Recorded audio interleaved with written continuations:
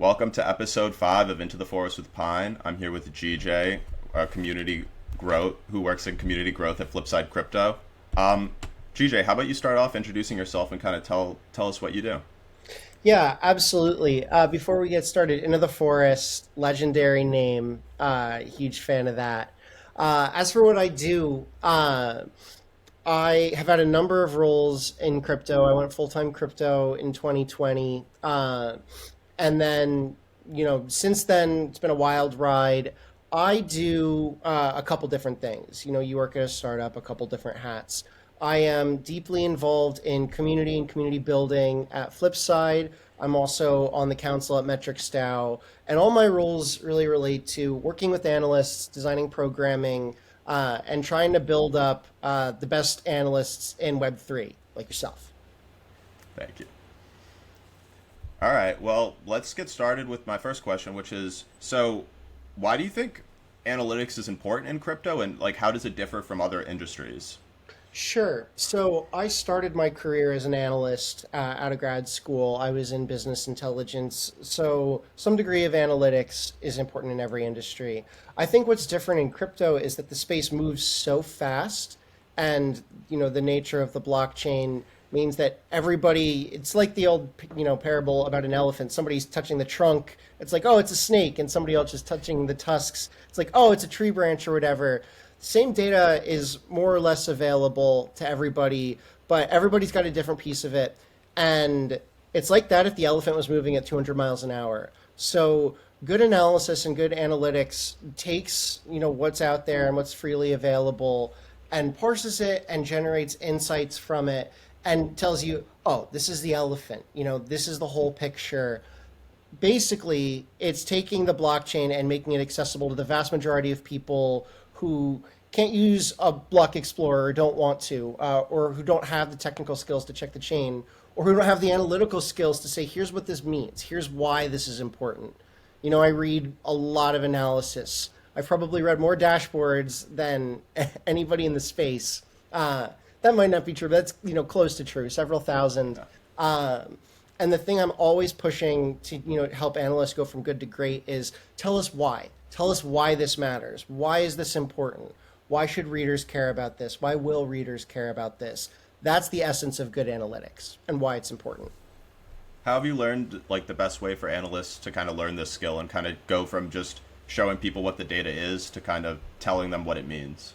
Sure. So before I did crypto, the job I had right before this is, during COVID.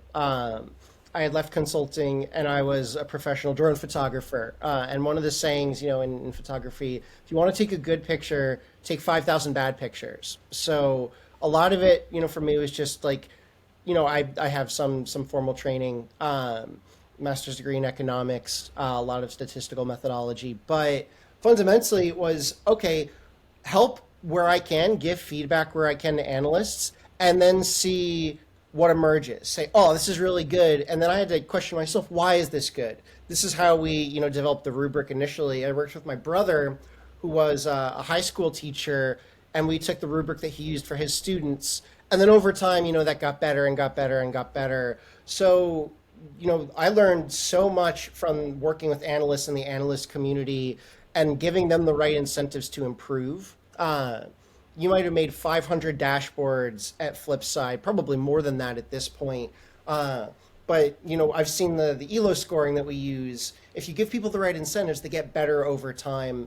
And so just understanding and helping distill. Here's why this is a 10 and this is an 8. That helped me understand. Here's what we're really looking for. Here are the standards that we should be trying to set, and then just continuing to turn that wheel and give analysts the motivation and the help to hit those standards. Awesome, yeah. So shifting a little bit into community building, like Metrics DAO and Flipside Crypto both have like large communities of analysts that kind of you help build. So I'd love to kind of hear your perspective on community building and kind of community maintenance and like how people can do that. Yeah, it's a fantastic question. I could talk for days about this. Everybody talks about community in Web3. It's a very young discipline, but the idea of community is, several thousand years old, since our ancestors were gathered around, the campfire.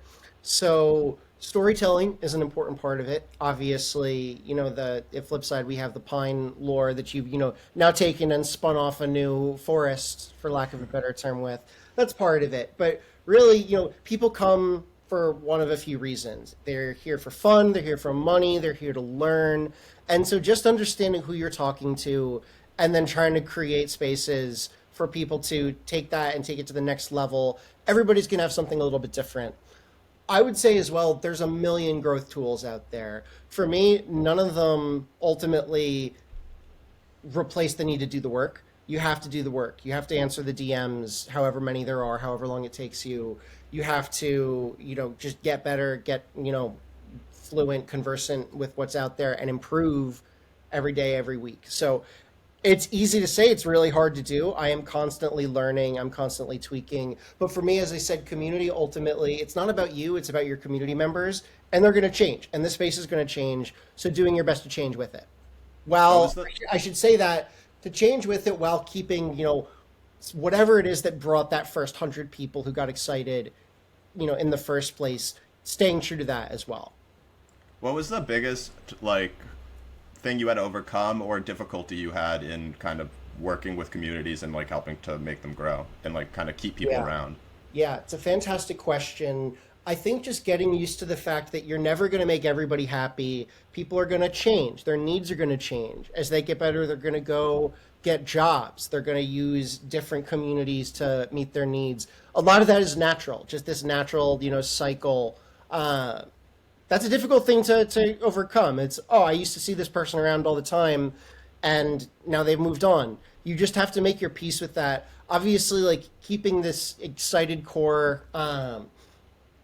that you've built is really rewarding and growing that, but sometimes things are going to change and people just aren't going to stick around. So for me, that's an intensely emotional thing, and just learning to manage that and balance that, I think, is the hardest part of the job. Yeah, I think that's a really good insight.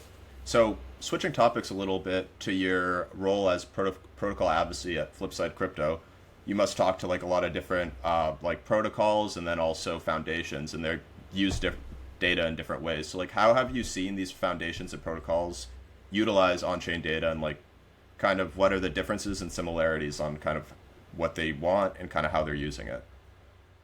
Sure. So a little bit of history. When I spun up the protocol advocacy team, this would have been a little more than a year ago. The mandate was do client service. Flipside has a number of blockchain partners. It's an awesome, set of ecosystems. But it was do client service, but be in the space. Keep your finger on the pulse. Be in and among projects that are launching. It's grown since then. That team is now the ecosystem team. I'm not running it. It's Avi Myers, who has been around Flipside since almost the very beginning. I've always worked closely, but he's our head of community analytics, and so fundamentally, that team is helping deliver and administer that program.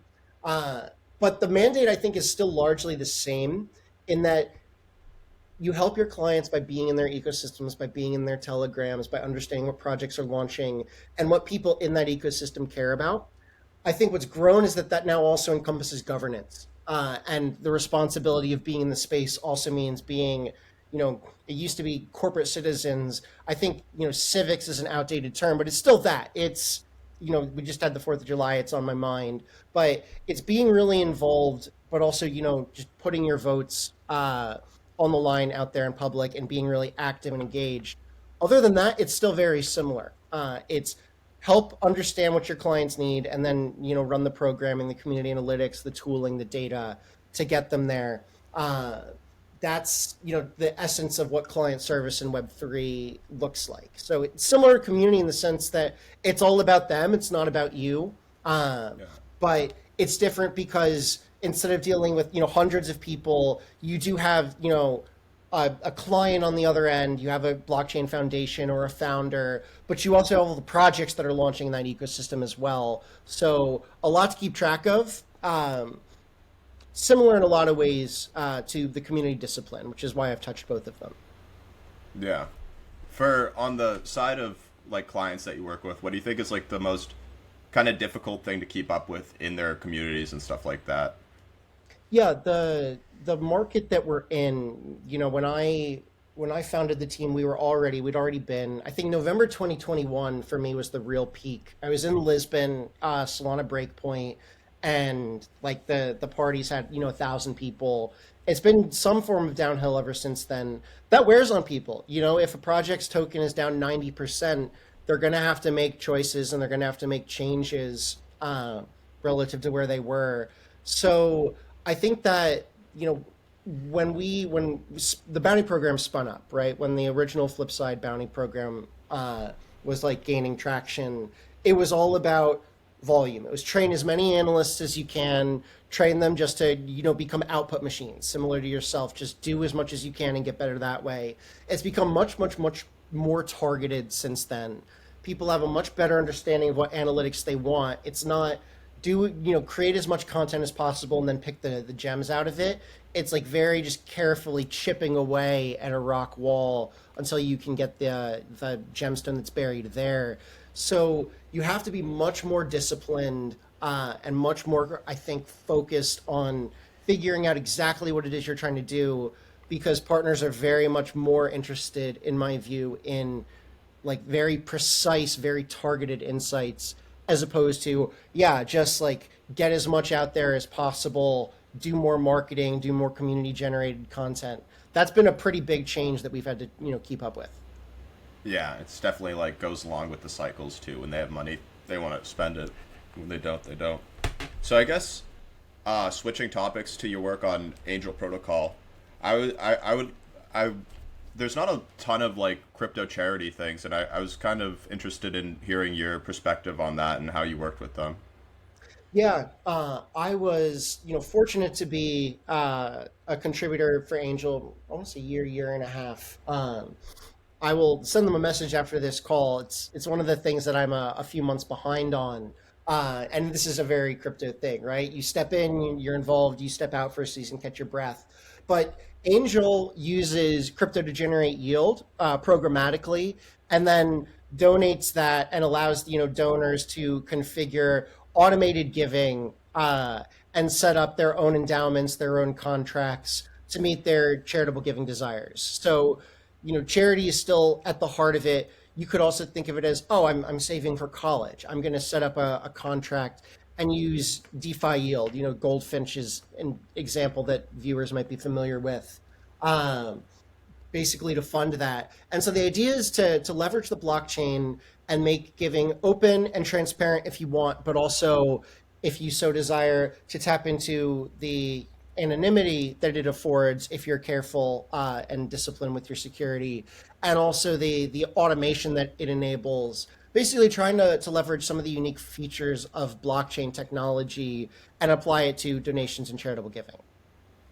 Yeah, one thing that really struck me about it was the transparency that the blockchain gives to charitable giving, and I was just, this might be a little more pie in the sky, but how do you think like charitable giving, like blockchain could change and like evolve charitable giving in that way? Yeah, it's a great question. It's difficult because, as I said, to some extent, these things are opposed. If you want to give anonymously, you can do that, but the blockchain makes it, it sort of puts you in a box where there are certain steps that you have to take so that, people can't trace your identity back to your on-chain presence. Conversely, if you do want to be able to show, yeah, I did, make this donation, and if you're willing to dox yourself, then it's much easier, as opposed to like taking a screenshot of a bank account or something like that. It's much easier just to send somebody, here's my transaction, and prove it. So this is where knowing your user and your audience is really important. I think the blockchain makes it possible, especially with good, protocol level design, building protocols and then building apps on top of them that fit a certain user set or user persona. It makes it possible to be really transparent if you want to, and a lot of charities will value that. It makes their record keeping and their accounting much, much easier. It makes their marketing easier. But you do have to balance that with the fact that there's a lot of people who don't want to dox themselves, who prefer to give anonymously, and that requires education. It requires feature design to enable that as well. So balancing between these two user personas is something I think that we've seen at Angel. Yeah, yeah, I thought it was really cool. So I guess zooming out and looking at crypto as a whole, I think working with all these different protocols and looking at your data at their data kind of gives you a unique perspective on the crypto industry that like people working at a specific protocol might not have. So like what things kind of excite you? I know we're in the depths of the bear, but I think there's a lot of things to be excited about. So what kind of has you keep going and what has you interested? Yeah, I think on the technology side, zero knowledge proofs and the firms that are building on top of that is where I'm starting to turn my research. I think you're also seeing a lot of the froth. You know, we've seen all the froth burn away from the industry, and that's great. But there are so many people who are really passionate and continuing to build something. You know, Pine Analytics is a great example. You learn what works. It's sort of as a forcing function to really say, do people want to use my product or service or not? What are they willing to pay for it? How do I make it better? If you're really geared up for that type of challenge, then this is a great opportunity to work with other people who are really like-minded, devote yourself to something. I think that's going to lead to a lot of outputs. It's going to lead to a lot of projects that are just awesome, that have been, battle tested. It's really just, it's still, even more than ever, a really accelerated learning. I feel like I've learned more in, not quite 3 years in crypto than in the preceding, 6 or 7 that I had at the Fortune 500 and then consulting other startups. So that still excites me. I think the fact that the other thing, so many people who are fresh out of college or even in college, so many students still come and run through, metrics DAO challenges. That's super exciting too. You get this constant stream of good ideas and energy. People who are willing to just stay up till 2 a.m. every night and grind. That hasn't gone away. It might be smaller numbers, but it's still there. That's fun to work with. Yeah. Well, I think that's a great way to wrap it up, GJ. Thank you for coming on to Into the Forest with Pine. My pleasure, Jack. Keep on building.